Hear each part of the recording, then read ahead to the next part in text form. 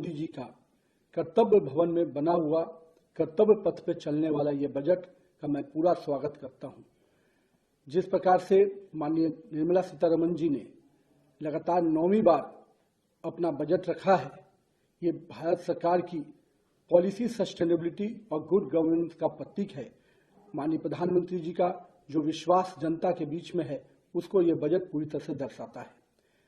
हम लोगों ने देखा कि किस प्रकार से माननीय प्रधानमंत्री जी का सबका साथ सबके विकास के जो मूल मंत्र हैं, वो इस बजट के पूरे विस्तार में दिखता है।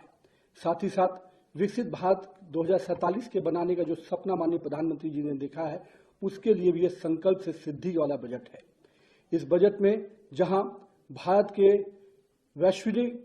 अस्थिरता के बावजूद भारत का जो ग्रोथ रेट है, जो 7% लगातार बढ़ रहा है, ये दिखा रहा है कि किस प्रकार से हमने अपने जीडीपी को लगातार मजबूत किया है और साथ ही साथ इन्फ्लेशन को भी अपने कंट्रोल में रखा है। ये इस दिशा में दिखाता है कि हमारे बजट में किस प्रकार से डेप्थनेस है, सबको लेके चलने का हमारा जो विश्वास है और सभी इंफ्रास्ट्रक्चर प्रोजेक्ट को मजबूत करने का जो हमारा विश्वास है, उस पर यह बजट काफी आगे दिख रहा है। युवा शक्ति को मैं मान सकता हूं कि युवा शक्ति ड्रिवन बजट है। इस बजट में जहां इंफ्रास्ट्रक्चर के ग्रोथ के पूरी तरह से मैन्युफैक्चरिंग यूनिट को आगे बढ़ाने का प्रयास किया गया है, इस बजट के में नए रोजगार के सृजन के अवसर को उत्पन्न किया गया है। मैं मानता हूं कि जिस प्रकार से सेमीकंडक्टर, इलेक्ट्रॉनिक्स, स्पोर्ट्स, बायोफार्मा, ऐसे कई अन्य क्षेत्रों को जिस प्रकार से सरकार का इंसेंटिव मिल रहा है, कहीं 40,000 करोड़ का सेमीकंडक्टर्स के क्षेत्र में, 10,000 करोड़ का बायोफार्मा में जो सपोर्ट सिस्टम खड़ा हुआ है, ये सपोर्ट सिस्टम स्पष्ट रूप से सरकार की इस मंशा को दोहराता है कि हम नए रोजगार के सृजन की दिशा में आगे बढ़ रहे हैं। साथ ही साथ इस बजट ने महात्मा गांधी के ग्राम स्वरोजगार पहल को भी दिखाया है। इस पहल से जहां हमारे बुनकर, हमारे छोटे कुटीर उद्योगों को इसका लाभ मिलने जा रहा है और ग्रामीण क्षेत्रों के रोजगार को मजबूत करने की दिशा में यह बहुत बड़ा कदम है। साथ ही साथ टूरिज्म और कल्चरल सेंटर को भी विकसित करने का जो सपना माननीय प्रधानमंत्री जी देख रहे हैं, लगातार उस दिशा में सरकार का ये बजट उस पहल को दिखा रहा है। साथ ही साथ हम कह सकते हैं कि 20 नए वाटरवेज के निर्माण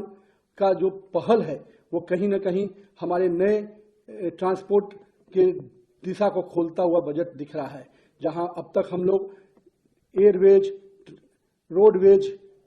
पर काम करते थे, ट्रेन पे काम करते थे, रेलवे पे काम करते थे, अब हम वाटरवेज की दिशा में भी बेहतर अवसर के साथ आगे बढ़ रहे हैं। पटना और बनारसी को शिप रिपेयरिंग सेंटर के रूप में विकसित करने की जो योजना माननीय प्रधानमंत्री जी ने बजट में दिखाई है, उससे कहीं न कहीं इन इलाकों में भी बहुत बड़ा नए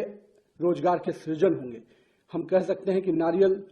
के उद्योग को और जिस प्रकार से मछली पालन को बहुत बड़ी प्राथमिकता देना इस सरकार की स्पष्ट मंशा को दिखाता है कि हम हर वर्ग को, हर क्षेत्र को लेकर आगे बढ़ने की दिशा में आगे बढ़ रहे हैं। मैं माननीय प्रधानमंत्री जी को और निर्मला सीतारमण जी को इस चीज के लिए भी बधाई देता हूं कि जहां आपने ट्रांसपोर्ट सेक्टर्स को पूरे आगे बढ़ाने में आपने बड़ा कदम उठाया, आपने बजट में बड़ा आकार दिया, वहीं डिफेंस सेक्टर को आपने 7.8 लाख करोड़ के बजट से स्पष्ट संकेत दिया है कि हम देश की सुरक्षा के साथ कोई कंप्रोमाइज नहीं कर सकते हैं। तो मैं मानता हूं कि इस बजट ने समाज के हर वर्ग को विकास के साथ जोड़ना, समाज के हर वर्ग को लेके चलने की जो मंशा माननीय प्रधानमंत्री जी की रही है, वो मंशा हम सबको दिख रही है। और हम कह सकते हैं कि आज के इस बजट से समाज का हर वर्ग, चाहे वो युवा हो, महिला हो, नारी हो, मध्यम वर्ग हो, सबके लिए माननीय प्रधानमंत्री जी ने इस बजट में आकार दिया है। इसके लिए मैं माननीय प्रधानमंत्री जी को और माननीय वित्त मंत्री श्रीमती निर्मला सीतारमण जी को बहुत बहुत बधाई देता हूं। इस बजट विकसित भारत के 2047 के सपनों को पूरा करने वाला बजट है।